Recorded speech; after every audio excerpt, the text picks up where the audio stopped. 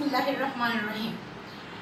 সুপ্রিয় শিক্ষার্থীরা, আশা করি ভালো আছো, আমিও ভালো আছি আলহামদুলিল্লাহ। প্রবর্তক স্কুল অ্যান্ড কলেজের অনলাইন ক্লাসে তোমাদের স্বাগত। আজকে আমি তোমাদের পড়াবো শিল্পের ধারণা ও এর প্রকারভেদ। প্রথমে আসো আমরা আলোচনা করি শিল্প কি। শিল্প হচ্ছে প্রকৃতি থেকে সম্পদ আহরণ করে তা রূপান্তরের মাধ্যমে বা প্রক্রিয়াজাতকরণের মাধ্যমে মানুষের ব্যবহার উপযোগী করার প্রক্রিয়াকে বোঝানো হয়ে থাকে।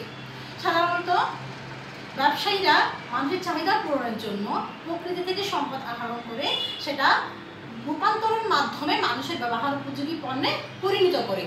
এই যে প্রকৃতি থেকে সম্পদ আহরণ এবং সেটা প্রক্রিয়াকরণের মাধ্যমে মানুষের ব্যবহার উপযোগী পণ্যে রূপান্তর করা, এই পুরো প্রক্রিয়াকে কী বলা হয়? শিল্প বলা হয়। শিল্প হচ্ছে উৎপাদনের বাহন। এই ব্যবসার ক্ষেত্রে উৎপাদন একটা খুবই গুরুত্বপূর্ণ কাজ, আর এই উৎপাদনের পুরো কাজটাই সম্পাদন হয় কিসের মাধ্যমে? শিল্পের মাধ্যমে। সাধারণত অর্থনীতির ভাষায় মানুষ কোনো কিছুই সৃষ্টি করতে পারে না, মানুষ শুধুমাত্র বিনিময়যোগ্য উপযোগ সৃষ্টি করতে পারে, আর এই বিনিময়যোগ্য উপযোগ সৃষ্টি হয় শিল্পের মাধ্যমে।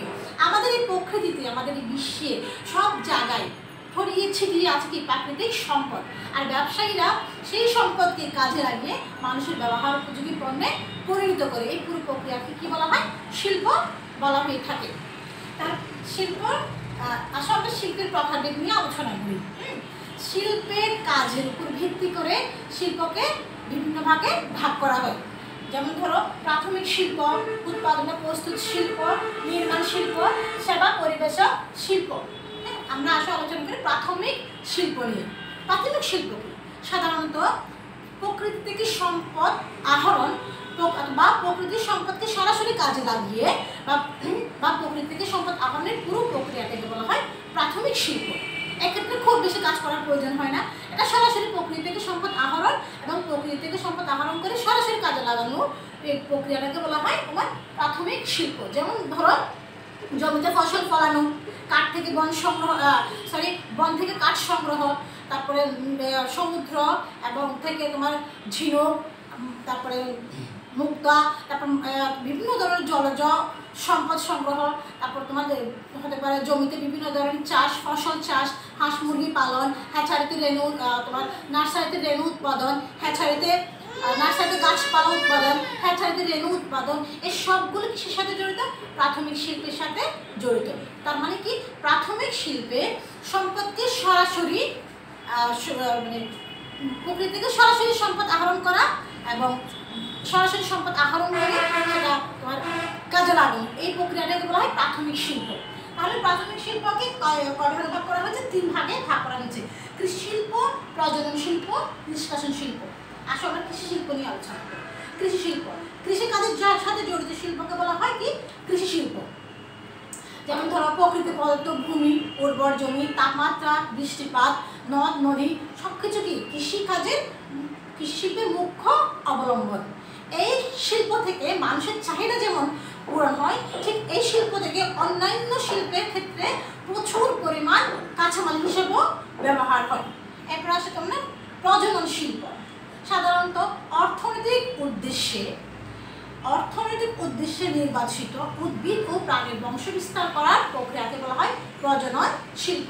যেমন প্রজনন শিল্প উদাহরণ দেওয়া যায় তোমার নার্সারি, হ্যাচারি, তারপর পোল্ট্রি ফার্ম, হাঁস মুরগির খামার, তারপরে গরু, তোমার পোল্ট্রি ফার্ম। যেমন ধরো, হ্যাচারিতে কি হয়? হ্যাচারিতে তোমার মাছ রেণু উৎপাদন হয়, মাছের পুনঃ উৎপাদন করে বিক্রি করা হয়। নার্সারিতে গাছের চারা উৎপাদন করে পরবর্তীতে সে ফলমূল দেওয়ার জন্য বিক্রি করা হয়। হ্যাঁ, পোল্ট্রি ফার্মে ডিম এবং হাঁস মুরগির বাচ্চা উৎপাদন করা হয়। এই সবগুলো কিসের সাথে জড়িত? প্রজননের সাথে জড়িত। তাকে কি বলা হয়? এই সবগুলো কিসের মধ্যে পড়বে? তোমার প্রজনন শিল্পের মধ্যে পড়বে। এরপর আসে তোমার নিষ্কাশন শিল্প। সাধারণত নিষ্কাশন শিল্প হচ্ছে প্রকৃতি থেকে সরাসরি যে সম্পদ সংগ্রহ করা হয় তার সবকিছু কিসের মধ্যে পড়ে? নিষ্কাশন শিল্পের মধ্যে পড়ে। যেমন ধর, বন থেকে কাঠ সংগ্রহ নিষ্কাশন শিল্পের মধ্যে পড়বে তোমার। তারপরে সমুদ্র থেকে তোমার জলজ প্রাণী বা মাছ এই সংগ্রহ, সেটা কিসের মধ্যে পড়বে? নিষ্কাশন শিল্পের মধ্যে পড়বে। তারপর তোমার খনি থেকে সম্পদ উৎপাদন, হ্যাঁ, লৌহ আকরিক, তোমার খনিজ কয়লা, খনিজ পদার্থ উত্তোলন সব কিছু কিসের মধ্যে পড়বে? নিষ্কাশন শিল্পের শিল্পের মধ্যে পড়বে। এরপর আছে তোমার উৎপাদন বা প্রস্তুত শিল্প। উৎপাদন বা প্রস্তুত শিল্প, এখন তো এতক্ষণ আমরা আলোচনা করছি প্রাথমিক শিল্প, মানে সম্পদটা সরাসরি তোমার প্রকৃতি থেকে সংগ্রহ করে কাজে লাগানো, সরাসরি ভোগ করা বা কাজে লাগানো। আর প্রস্তুত শিল্পর ক্ষেত্রে কি করা হয়, তোমার মানে তোমার আধা প্রস্তুতকৃত পণ্য বা তোমার প্রাথমিক শিল্পের উপকরণ বা আধা প্রস্তুতকৃত পণ্যকে প্রক্রিয়াকরণের মাধ্যমে মানুষের ব্যবহার উপযোগী করে যে পণ্য তৈরি করা হয় সেই প্রক্রিয়াকে বলা হয় তোমার উৎপাদন বা প্রস্তুত শিল্প। উৎপাদন বা প্রস্তুত শিল্পের উপকরণ আসে মূলত তোমার প্রাথমিক শিল্পের উপকরণ থেকে। আবার বলছি, উৎপাদন বা প্রস্তুত শিল্পের উপকরণ আসে প্রাথমিক শিল্পের ক্ষেত্রে যে সম্পদ আহরণ করা হয় ওখান থেকেই উৎপাদন বা প্রস্তুত শিল্পের উপকরণসমূহ আসে, সেজন্য এটাকে মাধ্যমিক শিল্প বলা হয়ে থাকে।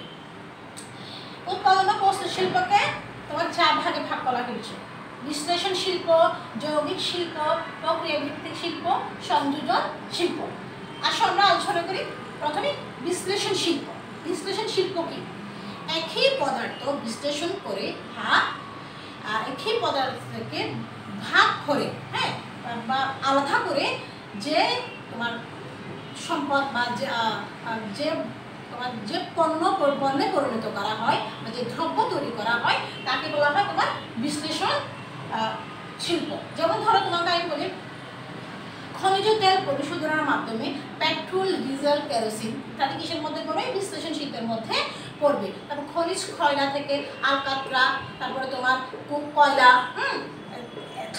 তারপর ন্যাপথলিন, এগুলো কিসের উদাহরণ? সবগুলো বিশ্লেষণ শিল্পের উদাহরণ। তার মানে কি, বিশ্লেষণ শিল্পের একই পদার্থকে বিশ্লেষণ করে বা একই পদার্থকে ভাগ ভাগ করে ওখান থেকে পণ্য উৎপাদন করা হয়। হ্যাঁ, এরপর আসে তোমার যৌগিক শিল্প। যৌগিক শিল্প হচ্ছে কি, তোমার কয়েক ধরনের পদার্থ সংমিশ্রণ করে যে পণ্য তৈরি করা হয় তাকে বলা হয় যৌগিক শিল্প। সেক্ষেত্রে বিভিন্ন ধরনের পদার্থ থাকবে, যেমন ধরো ইস্পাত। ইস্পাত একটা হচ্ছে যৌগিক শিল্পের উদাহরণ। ইস্পাতে কি কি আছে? ইস্পাতে আছে তোমার লৌহ আকরিক, ম্যাঙ্গানিজ, চুনাপাথর, কয়লা, এই সব কিছু সংমিশ্রণে তৈরি হয় কি ইস্পাত।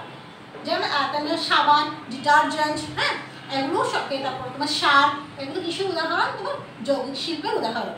এরপর আসে তোমার প্রক্রিয়া ভিত্তিক কি শিল্প।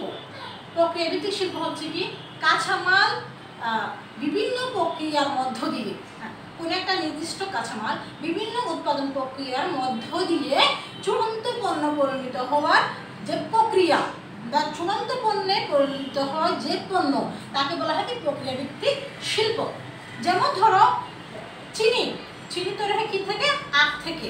তাহলে আখকে বিভিন্ন প্রক্রিয়ার মধ্যে দিয়ে আখ থেকে চিনিটা কি হচ্ছে? তৈরি হচ্ছে। বস্ত্র তৈরি হয় কিসের থেকে? তোমার সুতা থেকে। তাহলে সুতাটা তোমার তুলাতে গাছ থেকে সংগ্রহ, তুলা থেকে সুতা তৈরি, এই যে বিভিন্ন প্রক্রিয়ার মধ্য দিয়ে গিয়ে তৈরি হচ্ছে একটা কাপড়। তাহলে কাপড়, তারপর চিনি, এগুলো কিসের উদাহরণ? প্রক্রিয়া ভিত্তিক শিল্পের উদাহরণ। এরপর আছে তোমার সংযোজন শিল্প। সংযোজন শিল্প হচ্ছে বিভিন্ন শিল্পের কাঁচামাল একত্রিত করে বা তোমার কাঁচামালের অংশ বিশেষ একত্রিত করে যে শিল্প তৈরি করা হয় বা যেসব পণ্য তৈরি করা হয় তাকে বলা হয় সংযোজন শিল্প। যেমন উড়োজাহাজ, মোটর গাড়ি, রেল ইঞ্জিন, এগুলো কি? এগুলো এক একটা পার্ট বিভিন্ন ধরনের অথবা বিভিন্ন শিল্পের যে উপকরণ এখান থেকে সংগ্রহ করে একত্রিত করে সেই উড়োজাহাজের বিভিন্ন পার্টসগুলো একত্রিত করে কি করা হয়? এই ধরনের পণ্যগুলো তৈরি করা হয়। এইসব যেমন ধরো এইসব পণ্যে, যেমন উড়োজাহাজ, রেল ইঞ্জিন, তোমার মোটর গাড়ি, বিমান, এইসব পণ্য প্রস্তুত করার ক্ষেত্রে এসব পণ্যের কাঁচামাল আসে বিভিন্ন ধরনের শিল্প থেকে। হ্যাঁ, এরপরে আসে তোমার আমরা আলোচনা করি কি নির্মাণ শিল্প। নির্মাণ কাজের সাথে জড়িত শিল্পকে বলা হয় নির্মাণ শিল্প। আমরা এটা নিয়ে আগেও আলোচনা করছিলাম। যেমন তো রাস্তাঘাট, সেতু, কালভার্ট, ব্রিজ, হ্যাঁ, এগুলো নির্মাণ শিল্পের মধ্যে পড়ে। নির্মাণের জন্য অথবা নির্মাণ শিল্পের জন্য বিভিন্ন ধরনের সরকারি বেসরকারি প্রতিষ্ঠান রয়েছে। সরকারি বেসরকারি ওরা ঠিকাদারি প্রতিষ্ঠান রয়েছে, তারা ফরমাইশের ভিত্তিতে কাজ করে থাকে। এরপরে আসছে তোমার সেবা পরিবেশক শিল্প। সেবা কাজের সাথে জড়িত শিল্পকে বলা হয় কি? সেবা পরিবেশক শিল্প। মানুষের জীবনযাত্রাকে আরামদায়ক করার জন্য, মানুষের জীবনকে আরো বেশি তোমার রিল্যাক্সে, মানে জীবনযাপন আরো বেশি আরামে পরিচালনা করার জন্য যেসব শিল্প বা যেসব কাজ অন্তর্ভুক্ত করা হয় তাকে বলা হয় সেবা পরিবেশক শিল্প। যেমন ধরো তোমার গ্যাস লাইন, বিদ্যুৎ, পানি, ডিজাইন টানা, বিভিন্ন বিনোদন কেন্দ্র, হ্যাঁ, আর তোমার সিনেমা হল, এই সব কিছু তোমার কিসের মধ্যে পড়বে?